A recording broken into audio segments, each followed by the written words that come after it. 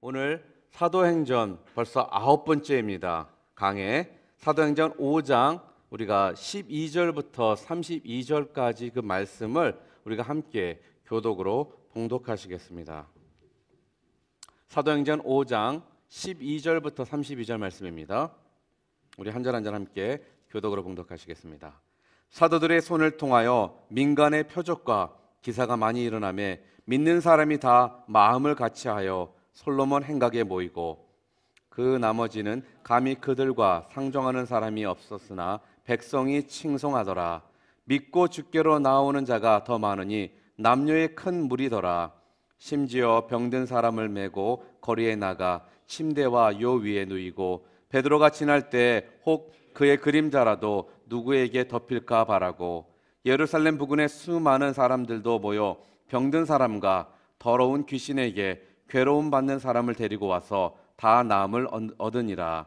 대제사장과 그와 함께 있는 사람 즉 사두개인의 당파가 다 마음의 시기가 가득하여 일어나서 사도들을 잡아다가 옥에 가두었더니 주의 사자가 밤에 옥문을 열고 끌어내어 이르되 가서 성전에 서서 이 생명의 말씀을 다 백성에게 말하라 하매 그들이 듣고 새벽에 성전에 들어가서 가르치더니 대제사장과 그와 함께 있는 사람들이 와서 공회와 이스라엘 족속의 원로들을 다 모으고 사람을 옥에 보내어 사도들을 잡아오라 하니 부하들이 가서 옥에서 사도들을 보지 못하고 돌아와 이르되 우리가 보니 옥은 든든하게 잠기고 지키는 사람들이 문에 서 있으되 문을 열본즉 그 안에는 한 사람도 없더이다 하니 성전 맡은 자와 제사장들이 이 말을 듣고 의혹하여 이 일이 어찌 될까 하더니 사람이 와서 알리되 보소서 옥에 가두었던 사람들이 성전에 서서 백성을 가르치더이다 하니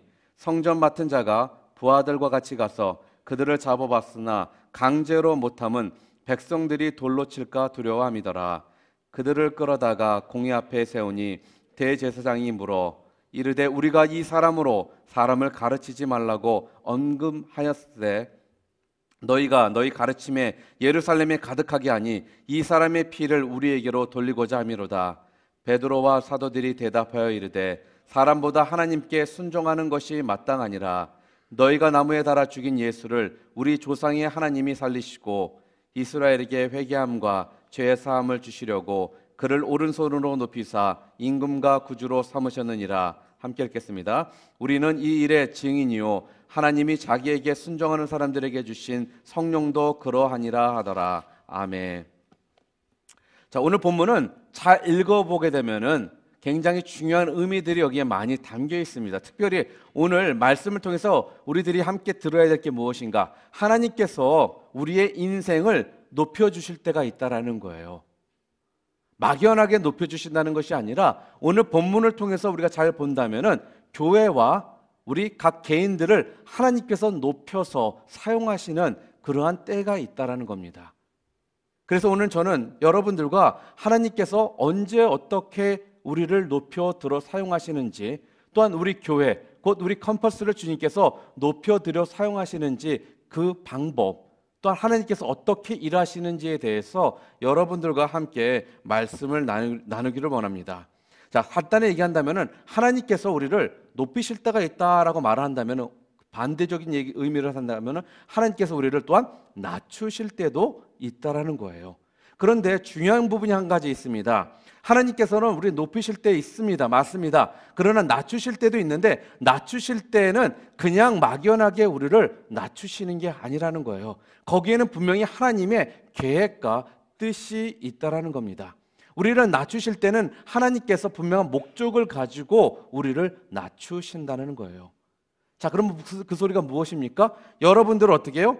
낮추신다는 것은 다듬기를 원하신다는 거고 또한 여러분이 그 삶 가운데 좀 어둠의 길을 하나님께서 할 수 없이 걸어가게 만드신다라는 그 의미와 동일한 말입니다.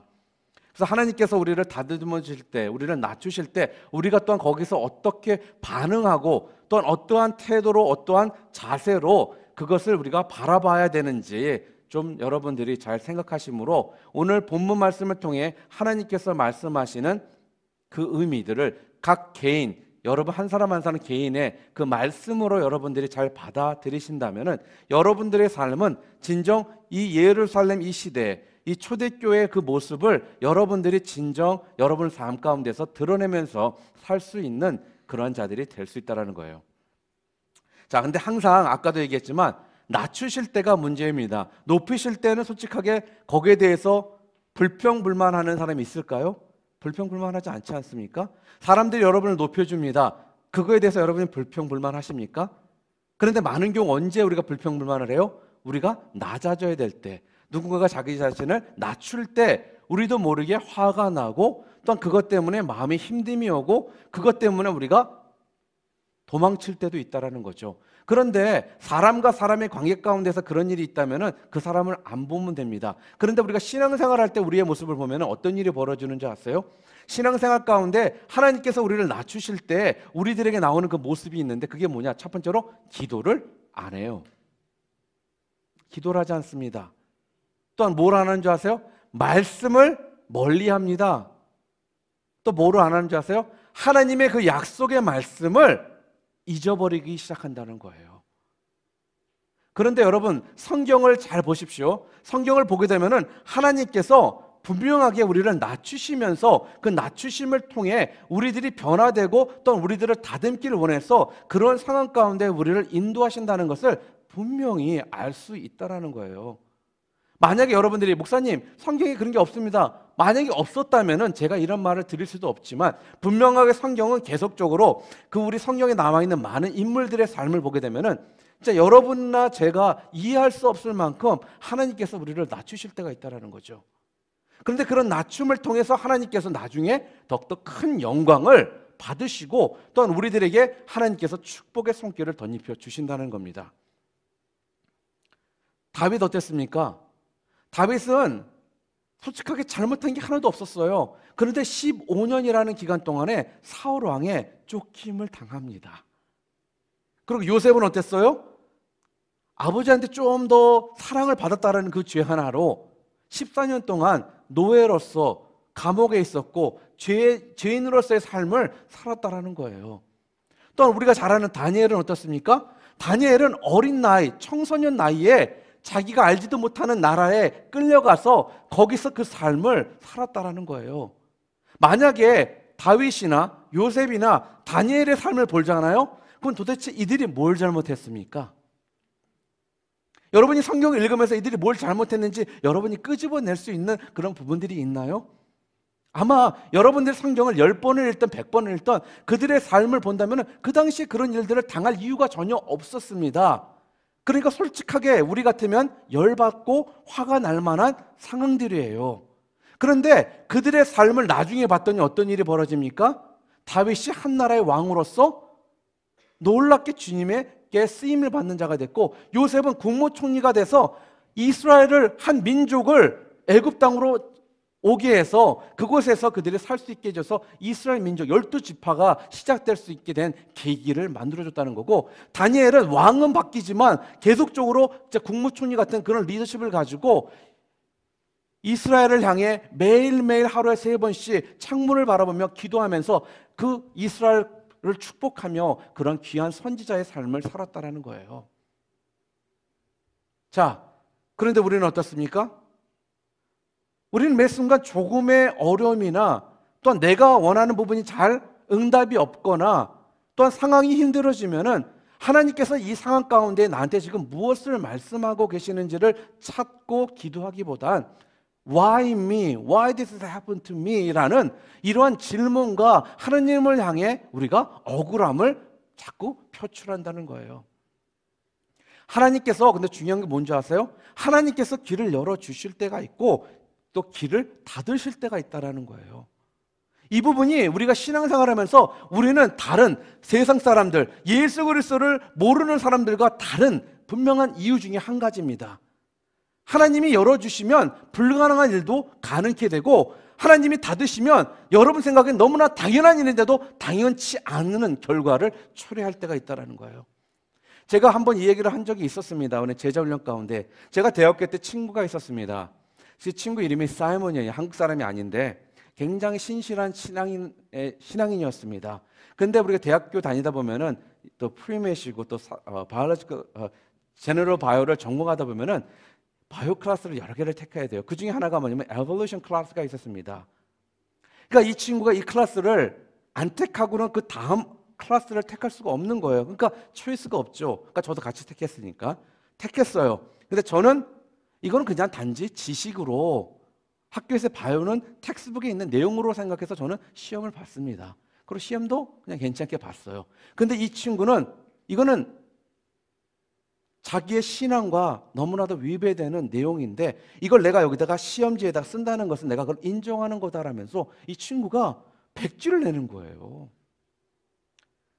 여러분 솔직하게 얘기할까요? 의대를 진학하려면은 B 밑으로 가서는 솔직히 찬스가 높지는 않습니다.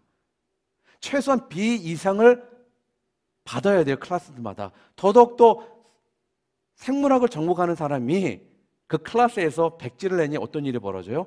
그 클래스를 거의 페일하는 상황까지 놓이게 되는 거 아니에요. 결과가 어땠을까요? 이 친구 그 클래스 페일했습니다. 그러니까 저는 너무 답답한 거예요. 너 바보냐?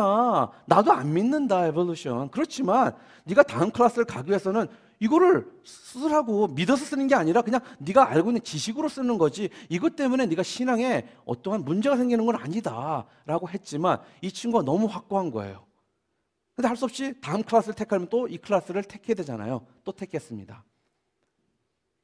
첫 번째 클래스에는 100지는 안 냈대요. 그냥 써서 냈대요. 그래가지고 학기가 끝나고 나니까 이 친구가 C를 받았습니다. 자, 첫 번째 클래스는 페일했죠? 두 번째는 C를 받았어요. 자, 그 소리는 뭐예요? 이 친구가 의대를 진학할 수 있는 찬스가 좀 높아졌어요? 낮아졌어요? 거의 없어요. 솔직하게 얘기할게요. 페일했지? C 받았지? 못 들어갑니다. 솔직하게. 그러니까 저는 안타까워요. 친구로서. 그랬는데 어떤 일이 벌어진 줄 아세요? 뭐 보통 이런 얘기를 목사가 할 때는 좋은 결과를 얘기를 해요. 근데 그 과정이 참 대단해요. 저도 의대생이었거든요. 그때 프리미엄 스튜던이기 때문에 제가 원하는 대학이 한 3군데가 있었어요. 첫 번째가 워싱턴에 있는 University of Washington. 거기가 이 의대가 있는데 특히 이론이나 이런 거 유명하신 그러한 교수들이 좀 많았어요. 그래서 개인적으로는 거기 참 가고 싶었어요. 그 학교를. 그 다음으로 UCLA를 의대를 진학하고 싶었어요.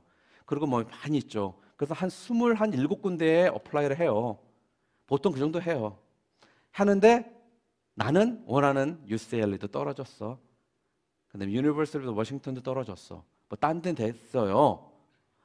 근데 이 친구도 나랑 비슷하게 어플라이를 했거든요. 근데 이 친구는 바로 유니버시티 오브 워싱턴에 입학을 한 거예요. 제가 그때 얼마나 놀랬는지 몰라요. 왜냐? 인터뷰를 가잖아요. 그럼 인터뷰 가서 그런 얘기를 해요. 그럼 너 학점이 이렇고 그렇고 너 C 받고 이런 거 있으면 너는 솔직히 들어갈 확률이 거의 제로다. 그러니까 다른 곳을 알아봐라. 이렇게까지 얘기를 해주거든요. 근데 이 친구는 페일했죠. C 받았죠. 그런데 의대에 한 번에 그것도 딱 들어가더라는 거예요. 제가 그때 깨달은 게 있습니다. 우리의 삶은 하나님께서 열어주시느냐 닫느냐에 따라서 우리의 삶이 바뀐다는 겁니다. 하나님께서 이 친구가 의대에 가서 의대생으로서 의사가 돼서 하나님의 귀한 일들을 감당해야 되는 사람이었기 때문에 하나님께서는 강권적인 주님의 방법으로 길을 열어주셨다는 거예요. 여러분이 공부만 잘하고 여러분이 노력만 열심히 한다고 해서 여러분의 삶이 봄처럼 활짝 핀다고 생각하시면 여러분 착각이십니다. 여러분의 삶은 하나님께서 계획하고 계십니다. 하나님께서 열어주실 때 여러분의 삶에 도어들이 문이 열리는 거예요. 지금 바로 사도행전 이 5장에서 이러한 모습들이 지금 계속적으로 보여집니다. 어떤 일이 벌어지고 있어요? 오늘 솔직하게 사도행전 1장부터 12장까지를 보게 되면 예루살렘 교회를 중심으로 해서 말씀이 나옵니다. 그리고 13장부터 28장까지는 누구를 봐도 안디옥 교회를 중심으로 해서 이야기가 나와요. 근데 1장부터 12장을 계속해서 읽다 보면은 하나님께서 예루살렘 교회를 영적으로 놀랍게 지금 부흥시키시는 모습들이 계속적으로 나오고 있습니다. 그 중에서도 특별히 오늘 바로 5장, 이 말씀이 5장의 내용이 바로 전체 예루살렘 교회에 하나님께서 역사하시는 그 영적인 영성 가운데 가장 중요한 클라이맥스 같은 그러한 내용이라는 거예요.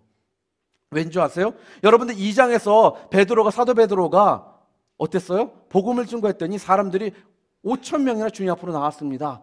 그리고 또한 4장에서 어떤 일이 벌어졌어요? 안진뱅이를 치유해줬더니 3,000명이라는 사람들이 회심하고 주님 앞으로 나오는 놀라운 일들이 있었습니다.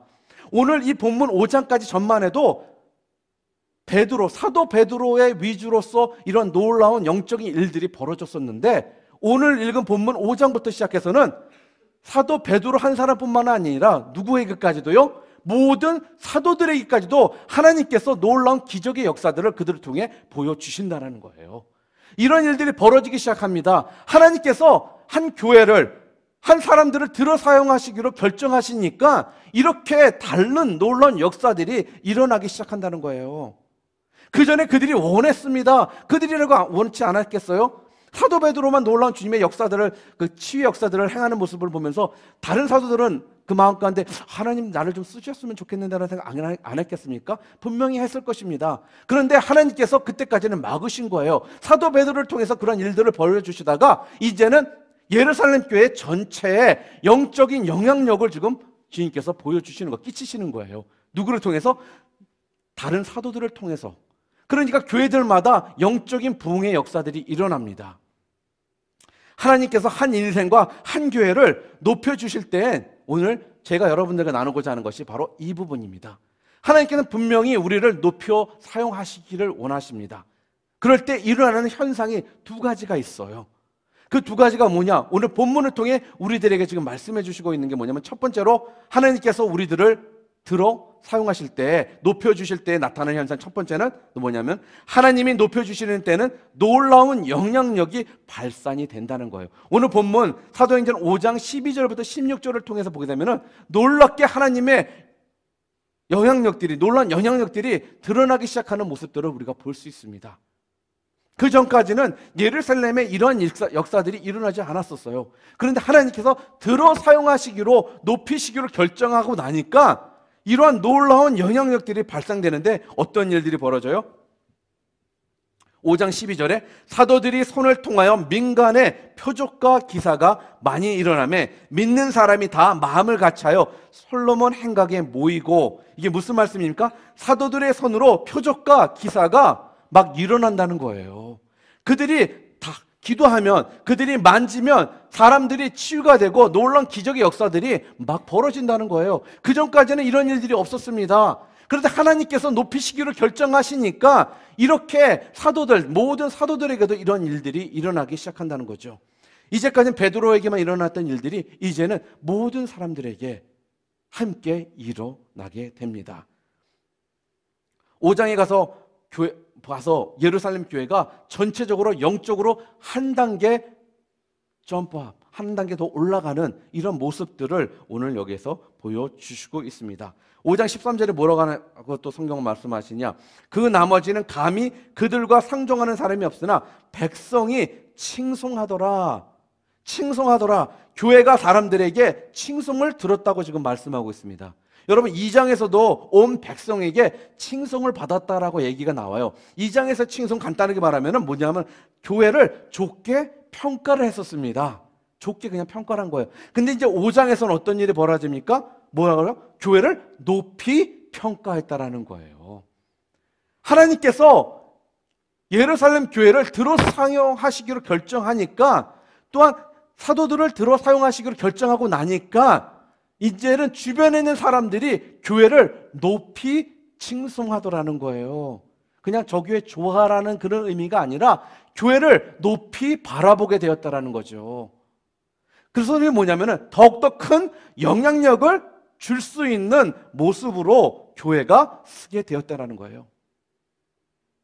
여러분, 지금 이 시대에 왜 21세기가 점점 믿는 사람들이 줄어들고 있을까요? 그리고 교회들이 더욱더 개척이 되고 더욱더 많이 생겨야 되는데 점점 교회들은 줄어들고 있습니다. 그 이유가 무엇일까요? 교회를 바라보는 사회의 시선들이 높이 칭송하는 모습으로 바라보는 것이 아니라 한마디로 말해서 깔보고 우습게 여기는 그런 모습으로 우리를 바라본다는 거예요. 감사한 게 뭔지 아세요? 아직까지는 그래도 미국은 이 청교도 국가라서 그런지 아직까지 교회에 다닌다 그러고 목사라고 하면 사람들이 굉장히 리스펙트를 합니다. 그러나 한국의 현실은 그렇지가 않아요. 어디 가서 내가 교회 다닌다는 소리를 창피해서 못한다는 거예요. 교회 다닌다 그러면 아이고 저 사람들 뻔하지, 이렇게 교회를 높이 칭송하는 것이 아니라 깔보는 모습으로 지금 교회가 지금 서 있다라는 거죠. 우리 이래서 하나님 앞에 기도해야 되는 겁니다.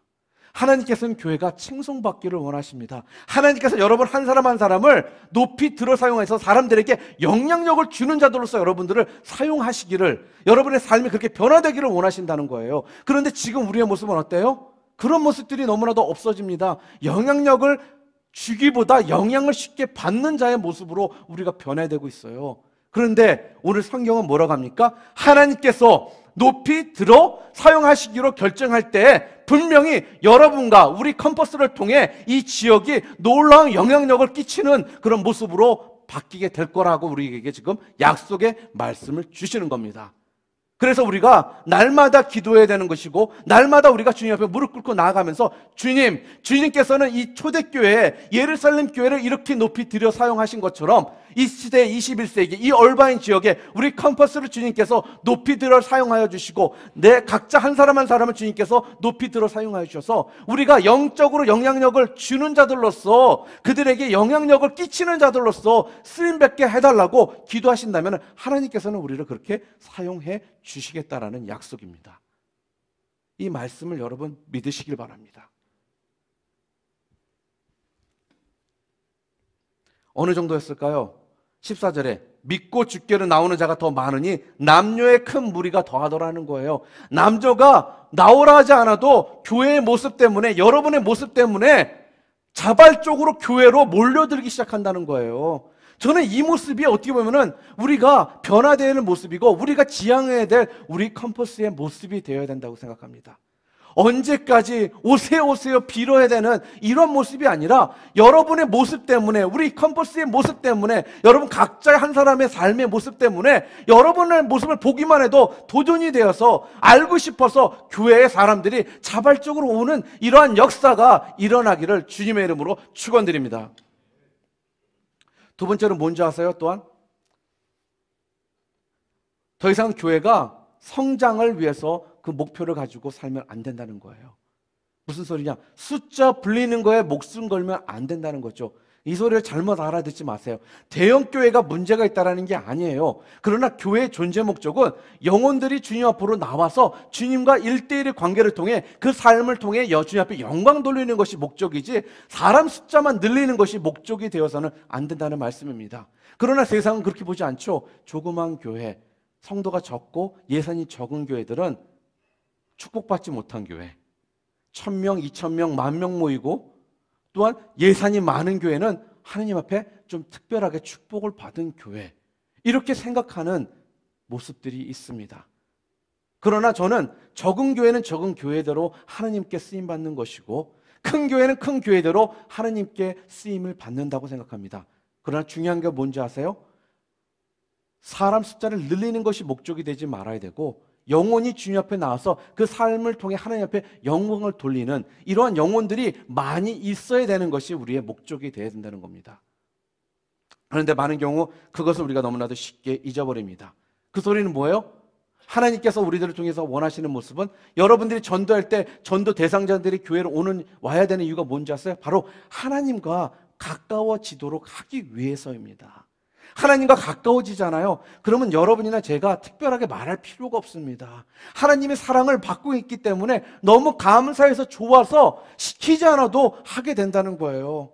여러분, 지난주부터 지금 우리 교회가 지금 특별 새벽 집회를 하고 있지 않습니까? 새벽에 아침에 우리 지금 사역자들이 아침에 이제 성도님들을 웰컴합니다. 그래서 추워요. 그래서 앞에 나서 성도님들 오시면 잘 오셨습니다 하고 그러는 모습들을 보시고, 어떠한 권사님들이 우리 사역자들을 너무 수고한다고 아침을 다음 주까지 우리 사역자들을 해주시겠다라는 거예요. 그래서 아유 권사님 지금 연세도 많으시고 힘드신데 오시고 교회 와서 예배만 드리시는 것만 해도 너무 좋습니다. 그러지 마세요. 그랬더니 이게 저희들의 기쁨입니다. 저희가 좋아서 하는 거예요. 목사님. 저희들 좋아서 하는 거니까 저희들 막지 마세요. 이러시더라는 거예요. 사람이 은혜가 있고 기쁘고 좋잖아요. 그러면 내가 말려도 하게 되더라는 거죠. 제가 옛날에 자주 얘기하잖아요. 누군가의 사랑에 빠지잖아요. 그러면 누가 막아도 피곤해도 가더라는 거죠. 2시간, 3시간 전혀 문제가 되지 않아요. 2시간, 3시간 내가 운전하고 가는 것 때문에 문제가 되기 시작한다면 지금 애정이 식은 거야. 간단히 말했어요. 근데 솔직하게 얘기할까요? 전혀 그거에 누군가를 사랑하잖아요. 그러면은 좋아서 내가 가는 것이 피곤치 않아야 되는 거예요. 근데 이것이 언젠가부터 안 되죠? 그럼 슬슬 씻고 있는 거예요.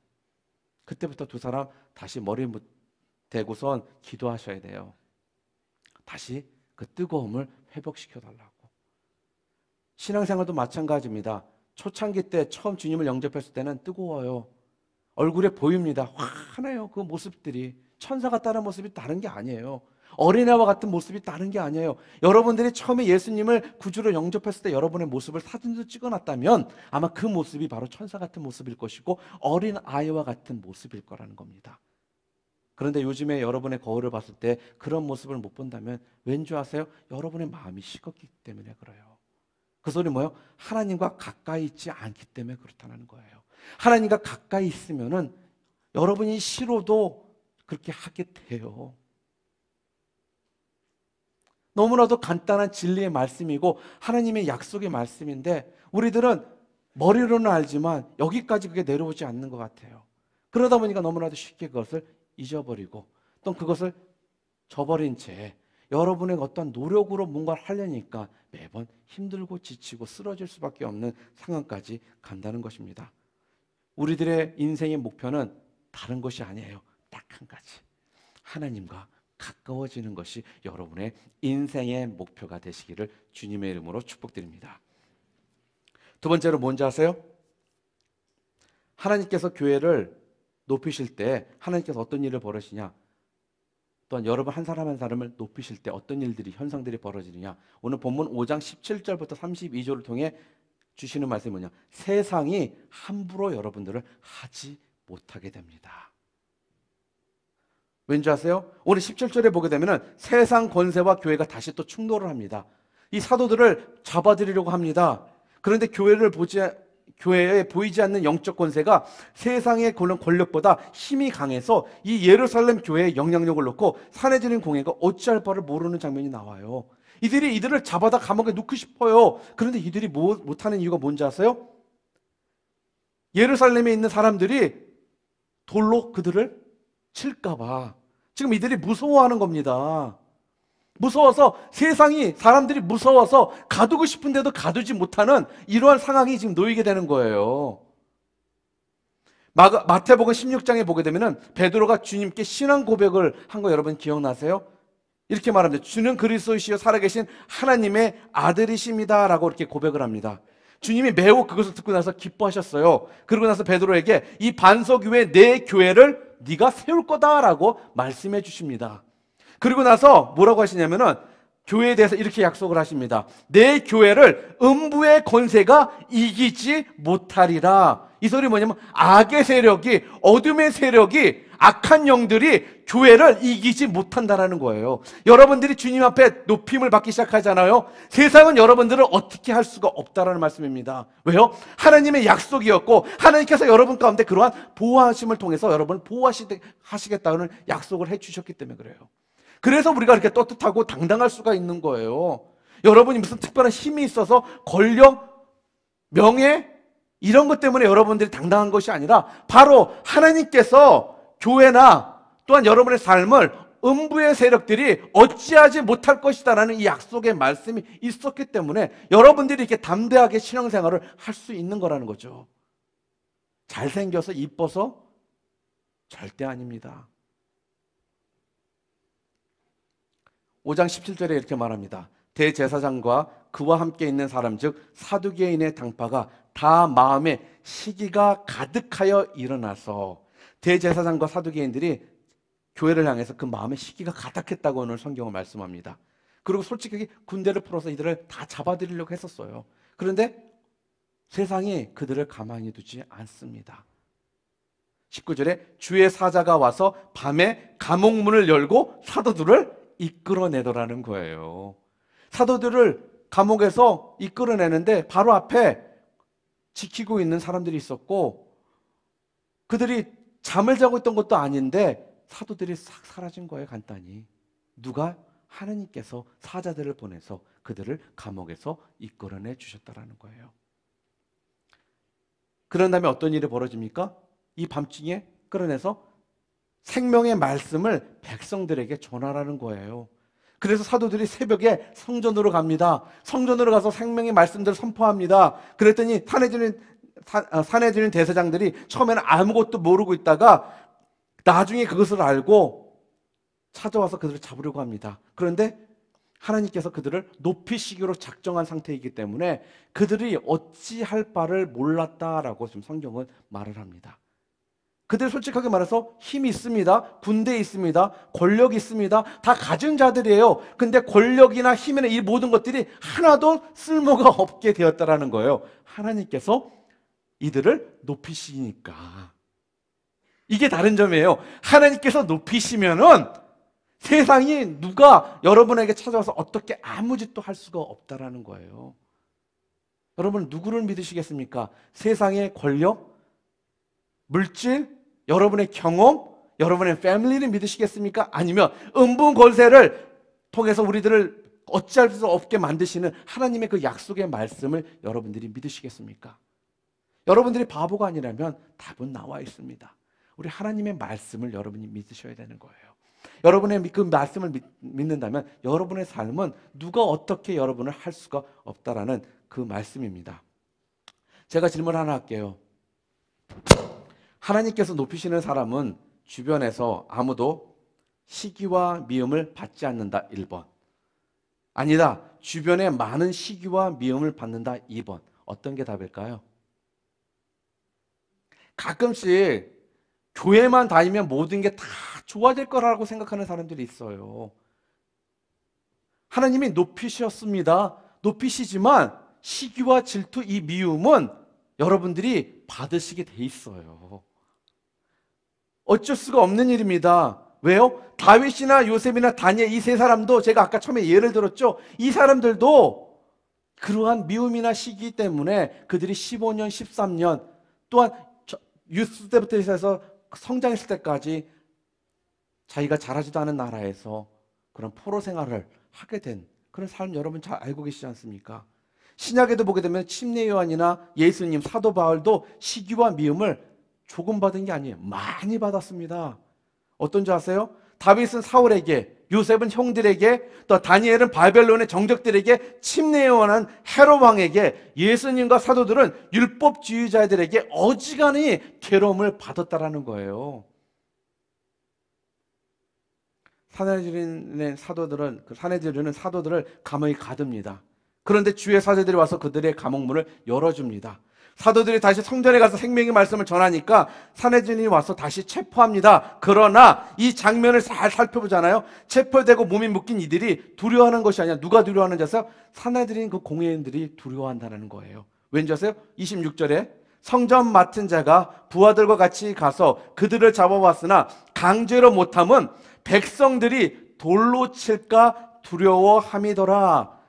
성전 책임자가 사도들을 잡아왔으나 강제로 하지 못했다라는 거예요. 왜요? 잘못 거드리면 사도들을 존경하는 백성들이 그들이 한마디로 소요가 일어나는 것이 두려웠다라는 거예요. 성경에 주어진 약속은 뭔가 하면은 바로 하나님이 높이시는 사람들은 미움을 받는다라는 겁니다.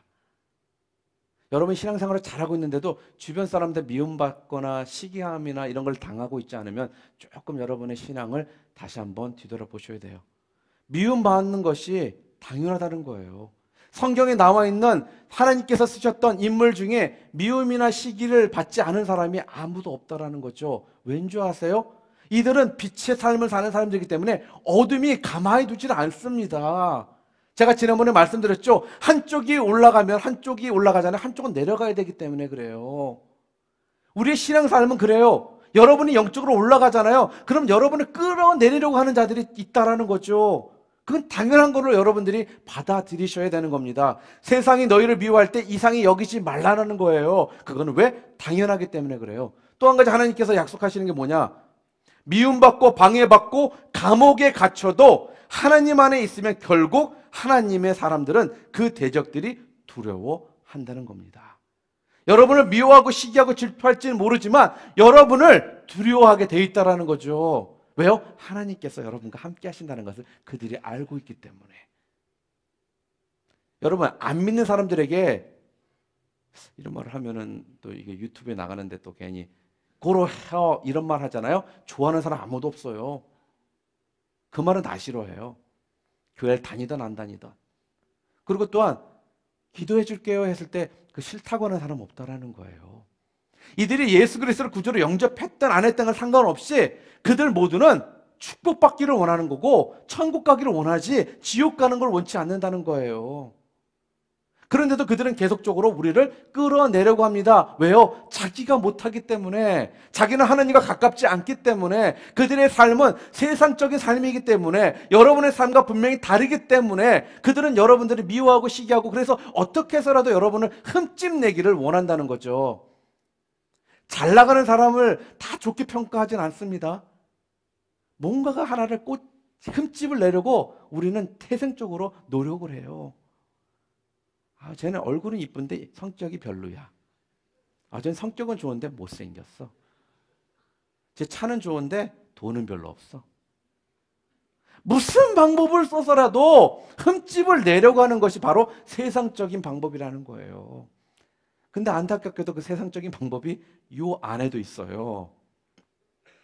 그러니까 우리가 어때요? 믿음 생활을 하다 보면 시기와 질투는 어쩔 수가 없는 거니까 그러려니 하시고, 여러분들은 세상을 바라보고 나가지 마시고 세상을 바라보고 살지 마시고 하나님을 바라보고 하나님의 약속의 말씀을 붙들고 사시라는 겁니다. 그럴 때 진정 여러분은 하나님께서 오늘 말씀을 통해 우리들에게 주시는 그 축복, 높이시고자 하는 주님의 그런 모습들을 여러분들이 누리신다면, 여러분들은 초대교회 때 이런 일들이 벌어졌잖아요. 지금도 우리 캠퍼스가 여러분의 삶이 이 모습처럼 똑같은 놀라운 역사들이 21세기에도 일어날 수 있다는 것을 믿으시는 우리 캠퍼스 모두 되시기를 주님의 이름으로 축복합니다. 마지막으로 한 가지 더 말씀드릴게요.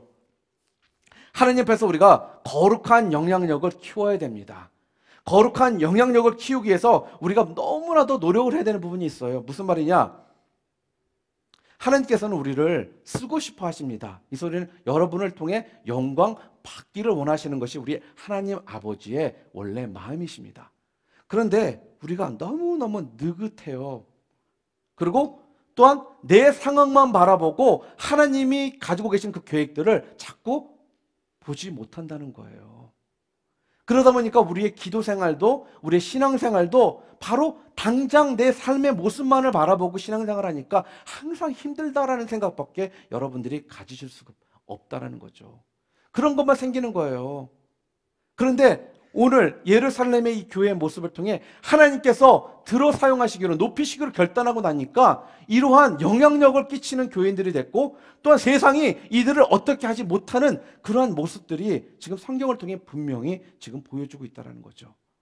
여러분들도 이 초대교회의 이 모습을 여러분들이 닮아가신다면 우리 캠퍼스나 여러분 각자 개인 한 사람 한 사람이 예루살렘 교회, 이 초대교회의 이 모습처럼 여러분들이 영향력을 끼칠 수 있는, 주님의 놀라운 기적의 역사들을 선포하실 수 있는 주님의 귀한 자녀들로서 여러분들이 삶을 사실 수 있다는 겁니다. 그런데 우리들에게 분명히 방해 세력이 있습니다. 초대교회는 누가 방해 세력이었어요? 오늘 성경을 통해 산헤드린이 방해 세력이었습니다. 자, 그렇다면 우리들에게도 그런 방해 세력이 있는데 어떤 것들이 있을까요? 우리들에게는 바로 물질, 돈 버는 게 삶의 목적인 사람들이 있습니다. 돈 버는 거라면 하나님은 항상 넘버 2가 돼버립니다.